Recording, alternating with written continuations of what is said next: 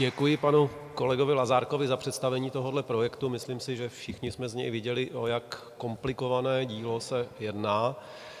Možná jenom na doplnění jeho úvodních slov ohledně zásobníku Háje. Ono to vypadalo jako, že není nikam napojen. Tam chybí plynovod Veselý Praha, který ho napojuje do stejného přepravního systému samozřejmě.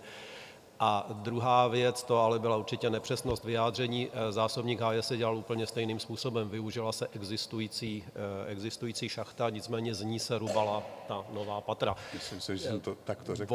Ono to trošku mohlo vyznět, jako že se použili vyrubaný patra, není to pravda, je to vyrubané, jenom upřesnění, aby to bylo jasné. Je to v podstatě stejný přístup k té konstrukci. Viděli jste, jak složité dílo je, přitom samozřejmě asi ta vůbec nejdůležitější věc, která v něm je ten, česky řečeno, špunt, který to uzavře tak, aby to bylo plyno neprostupné, aby ten plyn, který se dovnitř natlačí, se skutečně dal získat ven. Výhodou tohoto zásobníku je samozřejmě rychlá reverzace, flexibilita, takže to se nechová jako ložisko, ale ten zásobník se chová jako tlaková nádoba. Tolik možná jenom na dovětek. Zbývá nám několik minut ještě, než vás budeme moci pozvat na kávu. Vzhledem k tomu, že je to panel, tak jsme vám samozřejmě všichni k dispozici. Ptejte se na cokoliv, budeme se snažit odpovídat.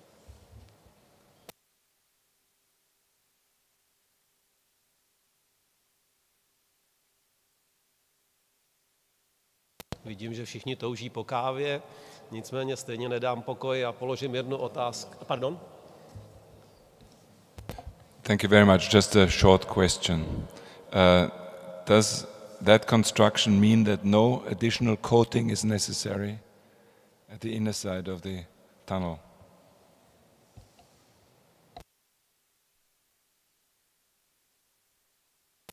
Rozhodně vnitřní prostor, a protože ta geologická část nebo ty ražby jsou, na nich nejsou žádné dislokace, žádné poruchy, čili není nutné torkretovat nebo zvlášť vystužovat, injektovat.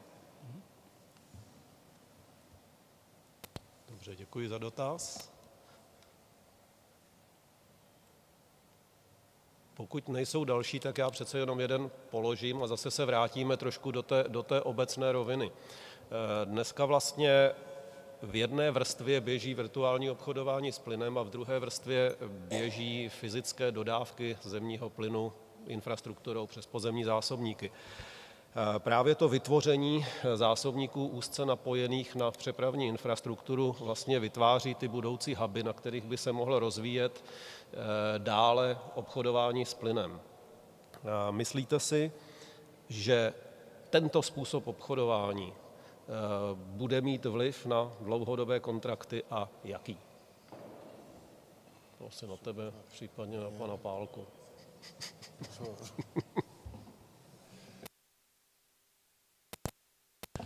Dobře, odnesu to já. V prvé řadě se domnívám, že samozřejmě tento systém fungovat bude. V druhé řadě se domnívám, že je potřeba nejprve definovat, co to je dlouhodobý kontrakt a jaká bude jeho časová životnost.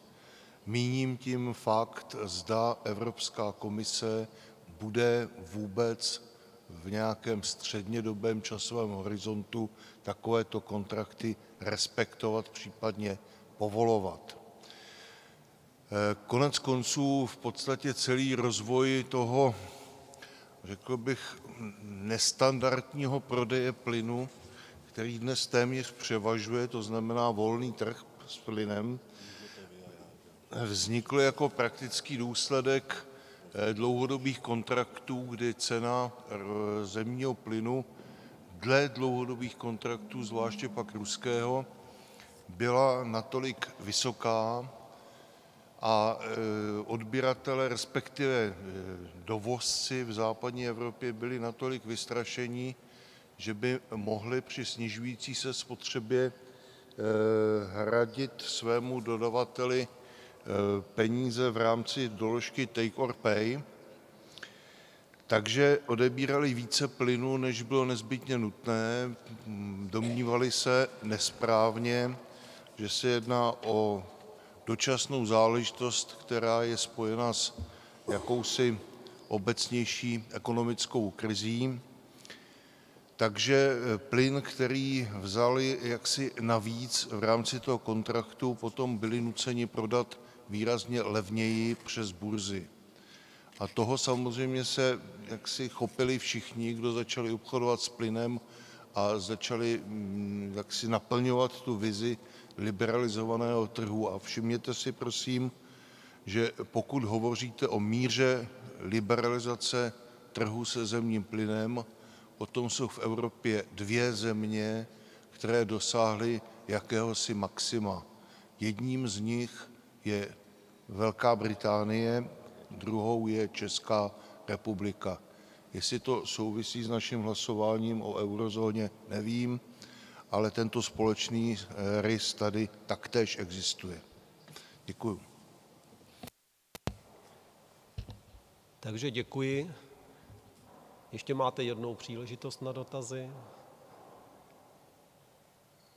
Pokud tomu tak není, tak myslím, že dokonce tohle vystoupení trošičku předznamenalo ten panel, který přijde po kávě, takže já si vás dovolím pozvat na kávu a předám ještě slovo Přemyslu Čechovi. Děkuji vám za pozornost a za všechny panelisty. Bude to jednoduché, já si vás dovolím pozvat právě na ten druhý panel, který začne tady v 11 hodin, povede jej Blahoslav Němeček ze společnosti Ernst & Young a bude věnován budoucnosti evropské plynárenské infrastruktury. Takže dobrou chuť na kávu a v 11 hodin se tady opět sejdeme.